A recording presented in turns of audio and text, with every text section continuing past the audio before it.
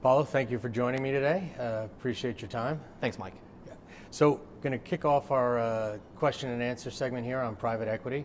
Try to get some insights from you, maybe some secrets that you're willing to share with the rest of the private equity world. Okay. So, here we go. The first question, private equity seems to be, their investments in shipping seem to be thinning a bit, And the question is, despite the fact that asset values are increasing, and perhaps this might be a good time, or maybe 6 months ago was a good time to enter into the market, the interest in shipping seems to be waning. Is there an appetite for private equity to invest in shipping? Great question. So I can speak first for Tufton, and then I guess I can try to give my views on what the rest of the industry is doing. We feel it's a very good time to invest in shipping. I think we're going to come back to it later in terms of the supply side tailwinds that we have, including IMO 2020 and some other environmental factors. And as you mentioned, although asset prices have started to rise over the past couple of years, we still believe they're very low. However, I think for the broader private equity industry, that's generalists, buyout shops, et cetera, I think either they've decided to take a time out from shipping in 2014-15 after putting a lot of money to work, and I think a lot of them regretting it. Or two, a lot of them are investing in platforms that do primary lending or buy loans on the secondary basis. So I guess that's a good lead to the next question. What is private equity looking for? Are they looking for hard assets still? Are they looking for steel? Or is it debt, new debt, origination, distressed debt? Yeah, well, that's very interesting, especially because of how hot the tanker market has been in the couple of weeks. I've heard some anecdotes today at the conference and some friendly lawyers that there is more appetite all of a sudden from some traditional private equity shops to go into assets. Although at the same time I hear that some private equity firms that bought assets 2 or 3 years ago, especially in the tanker market, are now looking to sell. Liquidity is good, of course, for everyone.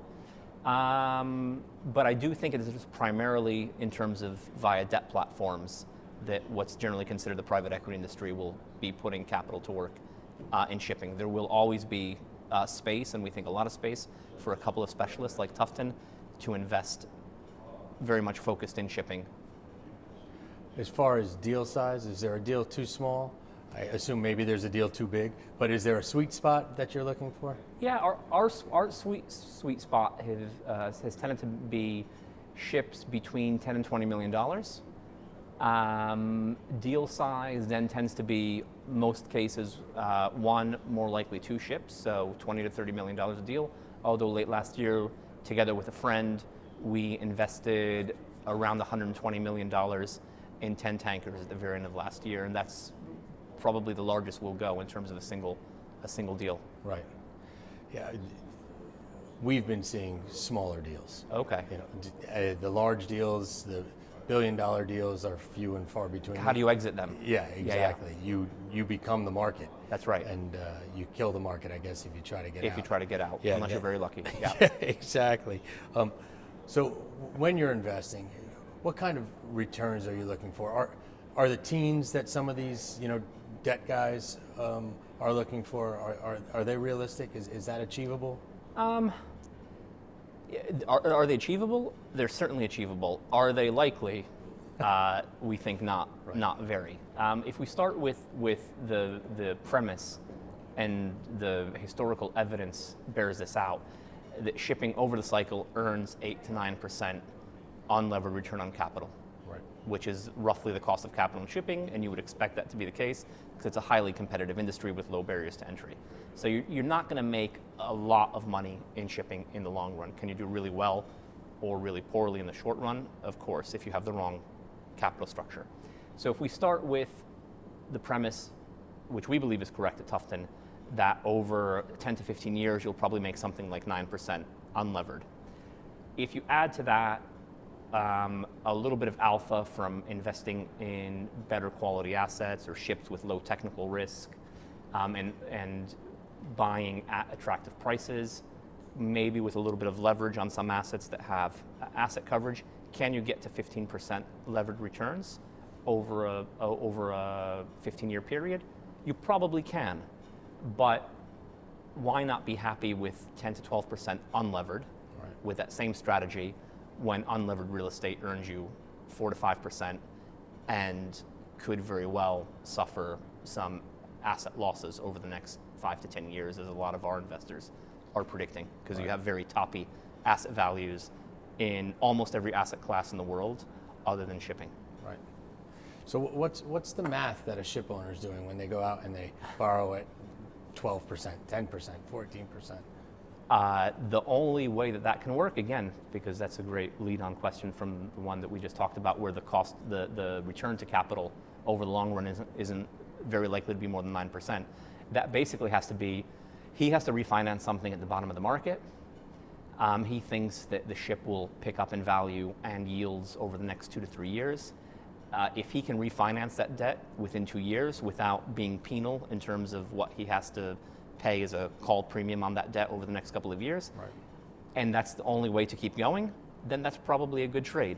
But of course, that has some terrible convexity in it, in that if you don't refinance that debt within 3 or 4 years, the market doesn't pick up, you're basically toast. Right, that's it. It's just the math, yeah.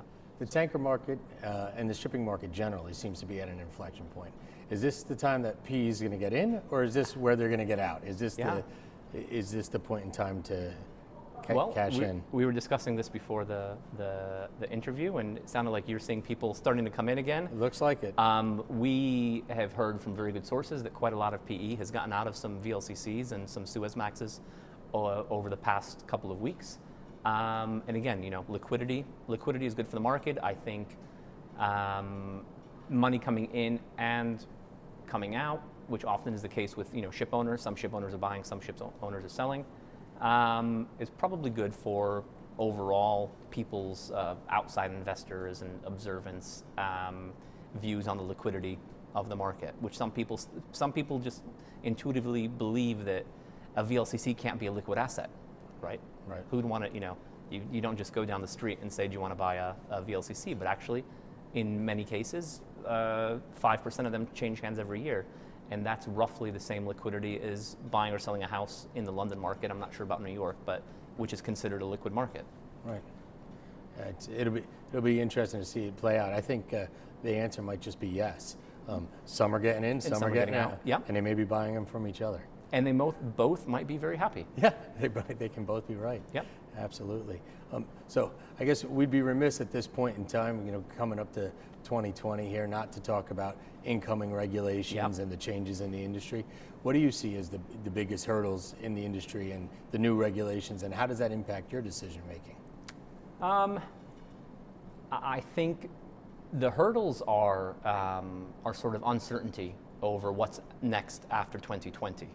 I think there was a long time, and it was almost you couldn't go to a conference without half of the conference being discussions about 2020. Is it going to be postponed? I love scrubbers. You hate scrubbers. Right. Let's argue about scrubbers. Now it's just a fact, right? Right.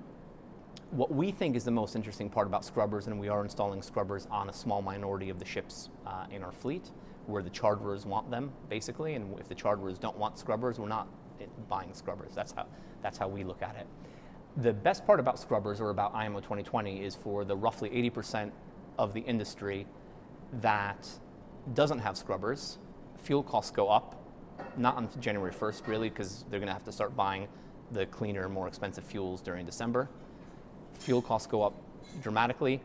Those ship types that don't have where the scrubber penetration is very low will have to slow down. So there's a trade-off between speed and capital cost. Right. You have an exogenous shock to the shipping supply-demand metric with higher fuel cost.